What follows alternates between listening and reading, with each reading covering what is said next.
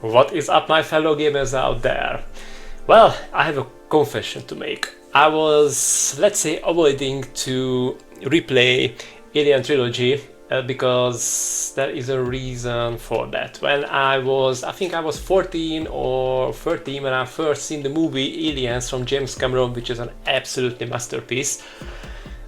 That movie terrified me. It just traumatized me, and despite I was terrified by the movie, I was kept watching it on VHS. So you know how kids are. And on the next summer, my childhood friend Greg bought a Sega Saturn, and one of its games with the system was Alien Trilogy. And when we started to play it, the game had the same effect on me as the movie did. It terrified me. And he went on a holiday for a week, and he handed me his Saturn and the game with it. And when I was playing it in my room, it just terrified me. So Greg, thanks for that Saturn. If you're watching, thanks for the Saturn on the summer. My nightmares are over, mostly. But 30 years has been passed. Nowadays, I love the Alien franchise. I read all of the books, I have seen all of the movies, I got the DVDs and the books on my shelf, and I love Alien games as well. And now I decided I'm going to face my fears and going to revisit Alien Trilogy to see how it holds up. And in this video, I'm going to tell you all of my experiences. Am I being traumatized by the game again, or I enjoyed it, and if you should play it. Let's get started. When I first played Alien Trilogy 30 years ago, I was already terrified at the intro.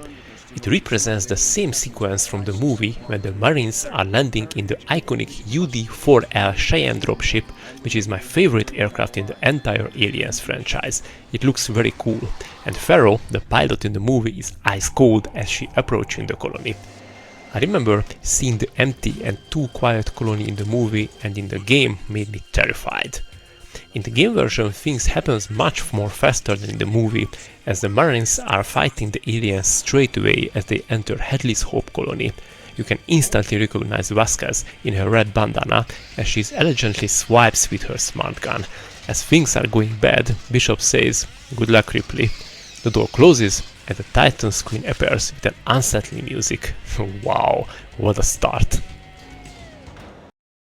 The game has been developed by Probe Entertainment and published by Acclaim. Alien Trilogy was a big deal when it launched in '96. It wasn't just a tie-in for one movie. As the name suggests, it blended elements from Alien, Aliens and Alien 3. You play as Ellen Ripley across 3 distinct episodes: the colony on LV-426, the prison on Fiorina 161, and finally the derelict alien spacecraft. When it hit the shelves, it was a massive success. Critics praised its atmosphere, and for a while it was the definitive Alien experience on consoles and later on PC, predating the more modern survival horror take we saw in Alien Isolation. The game is surprisingly long, featuring 34 levels spread across the 3 episodes. Each episode recreates a core location from the films. The colony, we start in the familiar corridors of Hadley's Hope on LV-426 from Aliens. It's an all-industrial grating and flickering lights. Then comes the prison. This takes you to the desolate, rust-colored smelting plant of Fiorina 161 from Alien 3. The atmosphere here shifts to a more gritty and hopeless vibe. And lastly, the Bone Ship. The final takes place within the Geiger-inspired derelict or bone ship from the original Alien. This is where the game gets truly surreal and Alien moving away from human architecture entirely. Progressing through all 44 levels is a marathon, especially since you'll be facing off against everything from facehuggers to multiple alien queens. When you start the game and you take your first few steps on the colony on LV-426, the first thing that hits you even now is the atmosphere. The music is absolutely fantastic. It's creepy, industrial, and perfectly captures that feeling of being hunted in a claustrophobic, used future world. The sound design is also spot on. The weapons sound exactly like their movie counterparts. When you fire the pulse rifle, that iconic rhythm makes you feel like a colonial marine. Right until you realize you're out of ammo, which happens quite a lot, but let's talk about this later. Part of that marine power fantasy comes from the iconic weaponry. Probe Entertainment really leaned into the movie gear. You can find all the iconic rifles there. There are the pulse rifle, your bread and butter. It has signature truck sound and even includes the underslung grenade launcher for when things get crowded. Then comes the smart gun. It's just as devastating as it looks in the movies. It shreds through xenomorphs, though you find yourself hoarding its ammo for the tougher sections. Then, your motion tracker. While it's built into your HUD, it functions exactly like the film version. The steady ping, accelerating into a frantic beat as enemies close in, is the primary source of the game's anxiety, forcing you to constantly check your corners. The level design relies heavily on exploration. Before every mission on the load screen, you get a briefing what you should do on each map and why is that important, so the game is not just a mindless shooter. Every level has some kind of purpose, which makes things interesting. While you're exploring the levels, you have access to a map that draws itself as you move, which adds to the tension of the unknown. You can find an auto-mapper power-up that reveals the whole floor, but honestly I found that made things harder. With the full map visible, it's actually tougher to see where you've already been. There's something more rewarding about carving your own path through the darkness. But don't get too uncomfortable exploring. Alien Trilogy looks easy at first glance, but it's a trap. If you aren't careful, you will run low on health and ammo incredibly quickly. The game throws a lifeline every few levels with a 60-second restock room. These sections are a godsend, because the game has one brutal mechanic. Your health doesn't recharge between levels. If you finish level 4 with 5% health, you start level 5 with 5% health. It makes every hit feels like a disaster.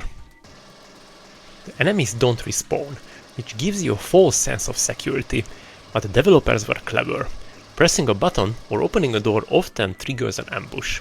This is where the 32-bit era cracks start to show.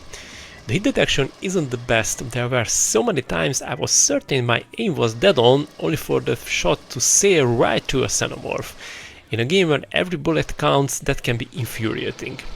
There are parts where the developers made an extra effort, like when you hit aliens from a close distance, their acidic blood damages you heavily. And also, if you are walking around and step into a corpse of a facehugger, the acid on the floor also damages you.